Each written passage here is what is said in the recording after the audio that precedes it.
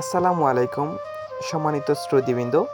পূর্বতাকুল ফ্রেন্ডসফোর্ড এবার football club, ওই ক্লাবের সম্মানিত সভাপতিত্ব করছেন বর্তমান প্রজন্মের একজন ফ্রেন্ড, উনি হচ্ছে গিয়া দেলোয়ার হোসেন। পূর্বতাকুল ফ্রেন্ডসফোর্ড এবার ফুটবল ক্লাবের দায়িত্বশীল যারা আছেন তাদেরকে আমরা অনেক অনেক শুভেচ্ছা ও অভিনন্দন।